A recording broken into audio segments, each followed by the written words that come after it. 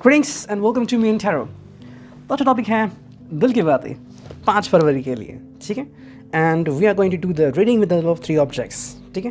पहला है tarot, then we got love messages and we got moon oracle. So let's connect with the reading, ठीक है। चलो करते हैं कार्ड्स की shuffling and here we go with the quick reading, okay. चलो 2 cards तो आ गए और देखते हैं कौन से कार्ड्स आते हैं। हाँ ठीक है, मैन्युअली चुनते हैं 3, 4, 5, ठीक है, और एक 6, ठीक है। 6 कार्ड आ चुके हैं। अब थोड़ा सा लव मैसेजेस भी चुनते हैं, ओके। Let's connect. हाँ देखते हैं क्या आते हैं मैसेजेस। 1, 2, 3, 4 एंड 5, ठीक है। तो 5 लव मैसेजेस आ चुके हैं and we connect with the moon oracle.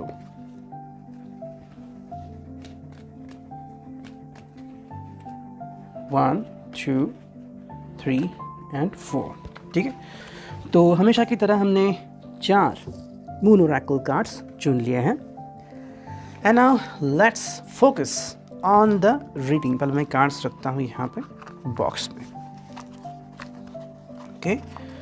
So let's connect to it. हाँ तो चलो देखते हैं क्या आती है रीडिंग।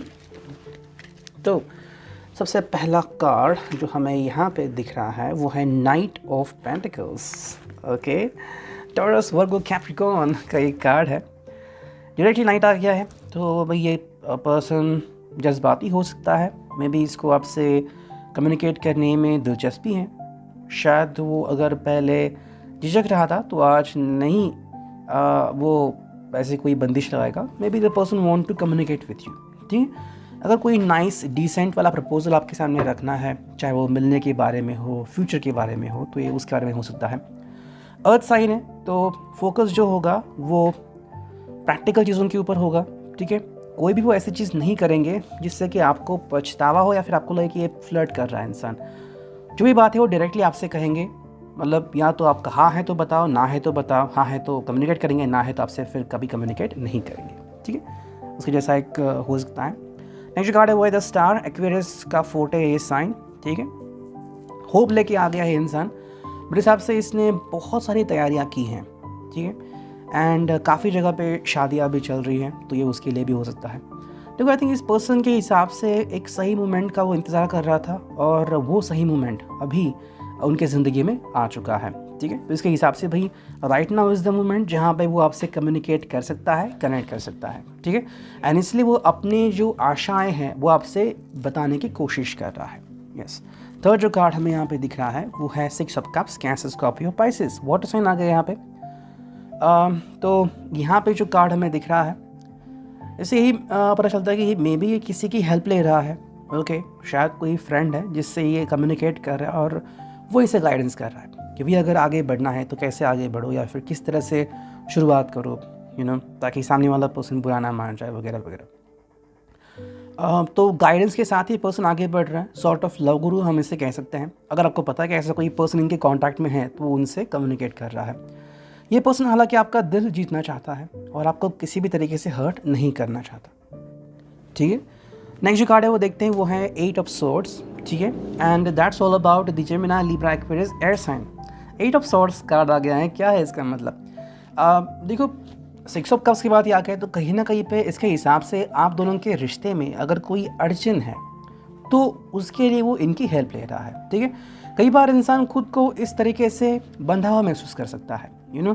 जैसे कि मान लो इनको अगर आपके सामने कोई बात रखनी हो, चाहे वो छोटी बात हो, बड़ी बात हो, आपके साथ बाहर जाने की बात हो, लॉन्ग ड्राइव जाने की बात हो, या फिर it's all about giving you किस एंड लाइकवाइज, तो वो अगर इनके दिल में कहीं ना कहीं अड़चन बन बैठे, कैसे आपसे कहें, या फिर अगर उन्हें कोई गलती की है एंड आप अभी इनसे कम्युनिकेट नहीं कर रहे हैं, तो ये उनका अभी का हश्र हम कह सकते हैं। नेक्स्ट कार्ड है वो है 9 ऑफ सॉर्ड्स।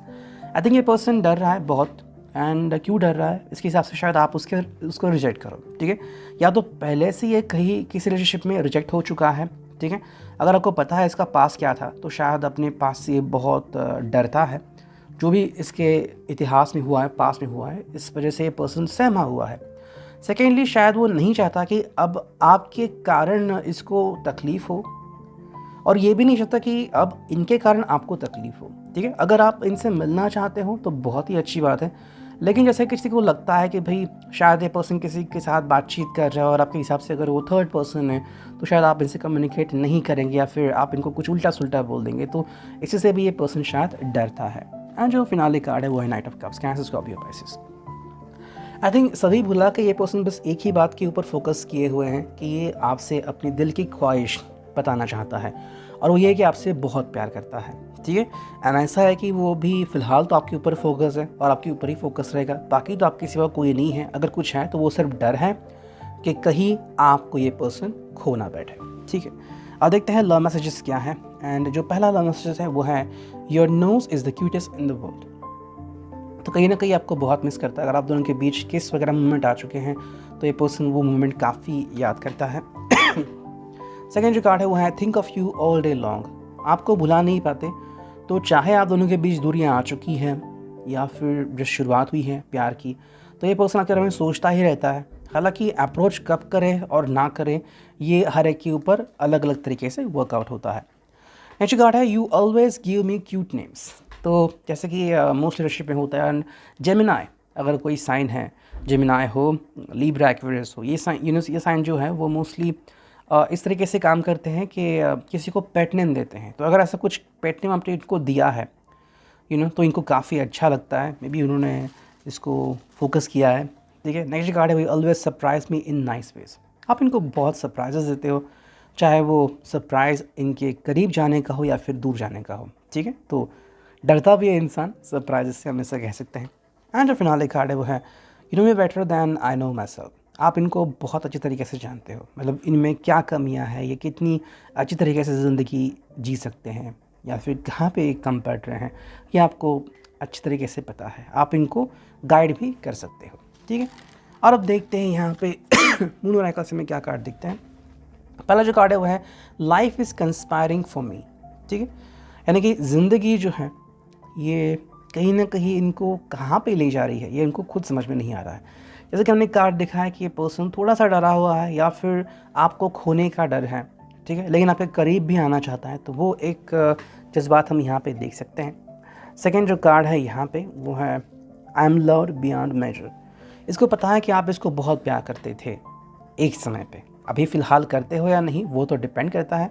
अगर है तो बहुत अच्छी बात है, मतलब आप दोनों ही एक दूसरे के साथ मिलजुल के काम कर सकते हो, ओके। अगर ऐसा है तो बहुत अच्छी बात है, नहीं तो एटलीस्ट इसको पता है कि आपने कभी इनको बहुत प्यार किया था, ट्रस्ट किया था, तो अब क्या इसके बारे में ये पर्सन सोच रहा है। नेक्स्ट कार्ड है I assess matters carefully and decision wisely. ये कोई भी बात को उटपटांग हरकत में बदलना नहीं चाहता, ओके। धीरे धीरे इससे वो आगे बढ़ रहा है और आपको बिल्कुल भी परेशान नहीं करना चाहता। एंड जो फोर्थ कार्ड है I have a balance relationship with time, ठीक है। ये उनको चाहिए कि आप दोनों के रिलेशनशिप में, आप दोनों के रिश्ते में बैलेंस चाहिए। ये नहीं कि भाई कहीं ना कहीं ये उतावलापन कर रहे हैं और आप इनको संभाल रहे हैं। ये चाहता है कि ठीक है अगर इनमें कमियां हैं वो कमियां दूर कर सकते हैं, लेकिन इसके लिए आप दोनों की हेल्प लगेगी, कहीं ना कहीं काउंसलिंग की भी हेल्प ये पर्सन ले सकता है। Reading I hope it will resonate.